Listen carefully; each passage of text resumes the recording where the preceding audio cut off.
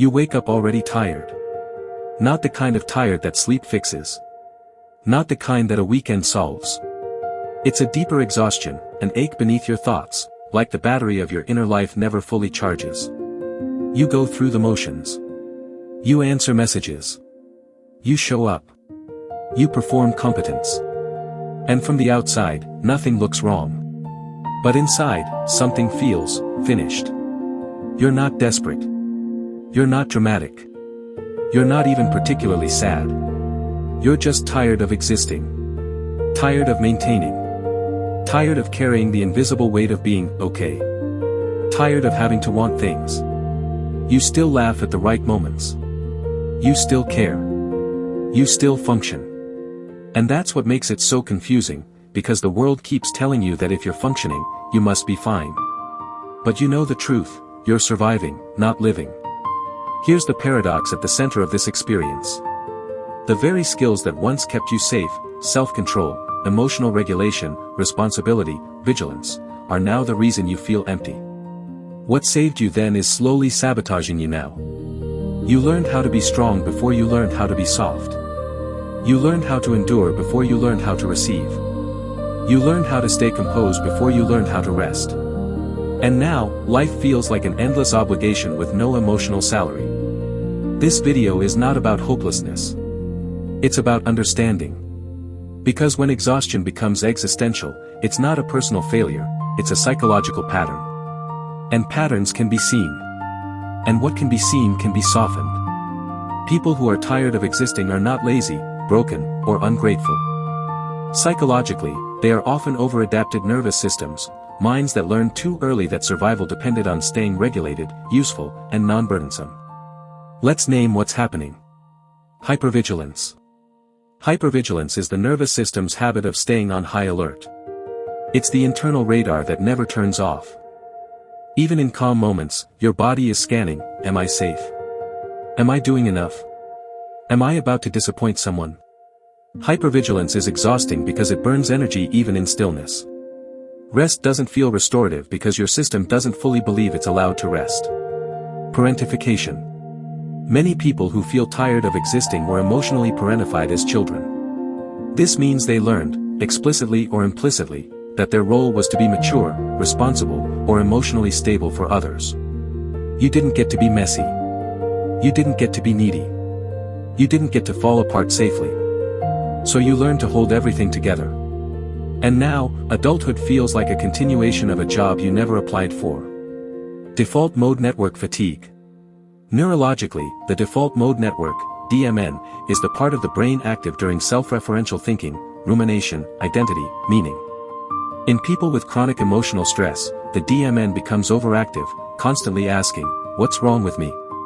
Why am I like this? What's the point? This creates mental exhaustion that masquerades as apathy. But it's not that you don't care. It's that your mind has been running without pause for years.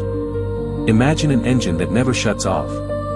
Eventually, it doesn't explode, it just goes numb. That numbness is often mistaken for depression, but at its core, it's fatigue of the self. There is a quiet grief in being the strong one. A grief that doesn't announce itself. A grief without a funeral. A grief that accumulates silently. Carl Jung once wrote, "The greatest burden a child must bear is the unlived life of the parent." But there is another burden too, the unlived life of the child themselves.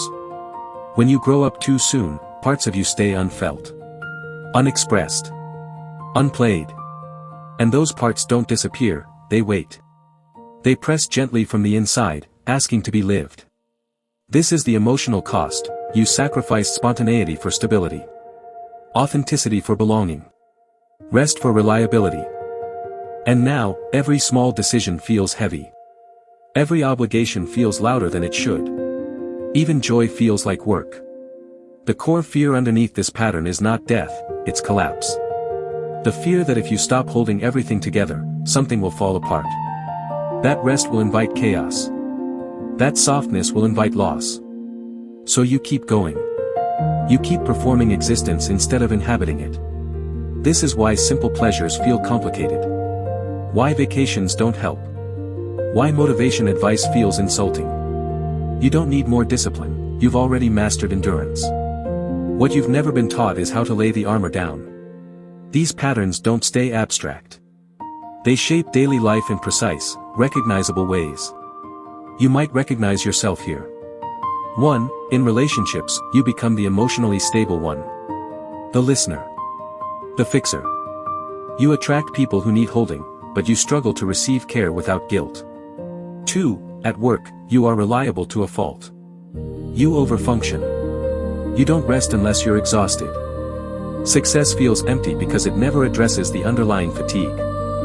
3. With boundaries, you struggle to say no, not because you don't know how, but because your nervous system equates refusal with danger or abandonment. 4. Internally, you experience emotional flatness.